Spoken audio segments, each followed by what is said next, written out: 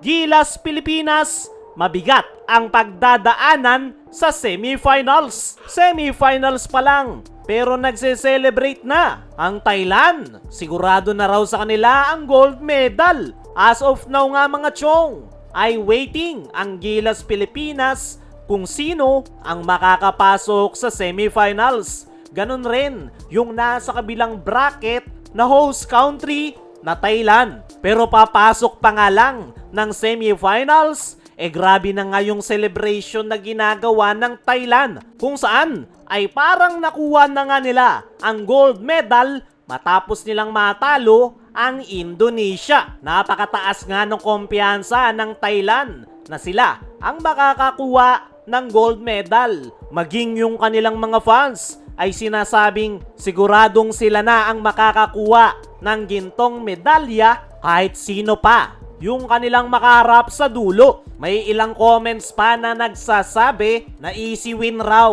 para sa Thailand ang SEA Games at meron pang nagsabi na mahina daw ngayon ang Gilas Pilipinas at baka matalo pa daw yung ating national team sa Indonesia. Pagdating dyan mga chong, ay talagang mahihirapan ang Gilas Pilipinas kontra sa Indonesia. Dahil hindi rin yan basta-basta nakupunan. Ilang beses na nga natin itong nakaharap sa SEA Games at ito yung masasabi natin na rivalry ng Gilas Pilipinas. Pero naniniwala ako na magagawang makapag-advance ng ating national team at makakapasok sa gold medal round kung saan malaki yung chance na Thailand ang nag-aabang sa kanila. Sa ngayon ay sobrang taas ng kumpiyansa ng Thailand players dahil maganda yung kanilang ipinakitang performance. Kaya naman, maaga nga silang nagse-celebrate na para bang nakuha na nila ang gold medal. Kumpara sa Gilas Pilipinas ay mas madali yung tatahakin ng Thailand. Dahil sino man ang makapasok sa Malaysia o Singapore ay madali lang nilang matatalo sa semifinals. Kaya naman ngayon pa lang ay ina-assume na ng lahat na Thailand ang papasok ng gold medal round. At yan nga yung dahilan kung bakit kumpiyansang-kumpiyansa ang mga fans ng Thailand na sila ang makakakuha ng gold medal ngayong SEA Games. Pero hindi nga nakakasiguro yung mga Thailand fans dahil hindi pa nila nakakalaban ang Gilas Pilipinas. Sa ngayon ay tinitignan nila na mahinang kupunan ang Gilas Pilipinas dahil nag-struggle tayo kontra sa Malaysia at Vietnam. At totoo naman yan, talagang hindi maganda yung performance ng Gilas sa kanilang dalawang laro. Pero once nga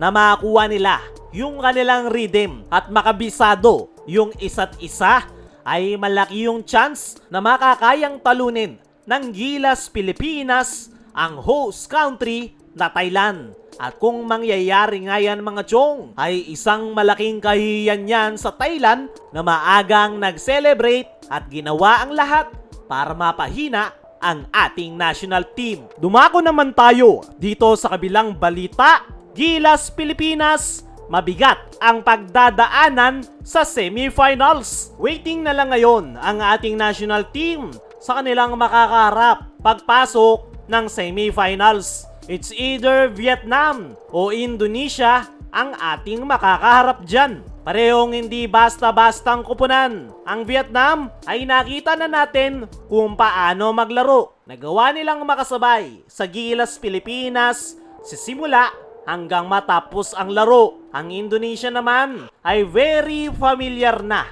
sa Gilas Pilipinas. Hindi rin basta-basta ngayon ang Indonesia dahil marami silang mga solid na player from guard to big man. Kaya naman talagang matcha-challenge ang Gilas Pilipinas sa paparating na semifinals dahil parehong hindi basta-bastang kupunan. Pero ang sinasabi ng karamihan ay malamang sa malamang ay Indonesia ang makakaharap ng ating national team. At yan yung kailangang paghandaan ni Coach Norman Black. Hindi na bago ang Indonesia. Ito rin yung tumalo sa Gilas Pilipinas noong mga nakalipas na SEA Games kung saan si Chot Reyes pa yung may hawak sa ating national team. Isa nga yan sa nakakahiyang pangyayari noon sa Gilas, Pilipinas. At yan, yung gustong maiwasan ngayon ni Coach Norman Black sa ating national team. At sana nga lang mga chong ay hindi na maulit yan.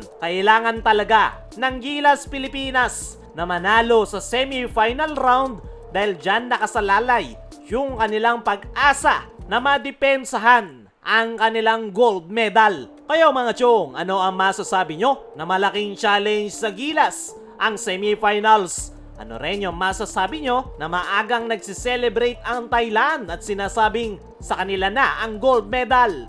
I-comment mo lang dyan sa ibaba.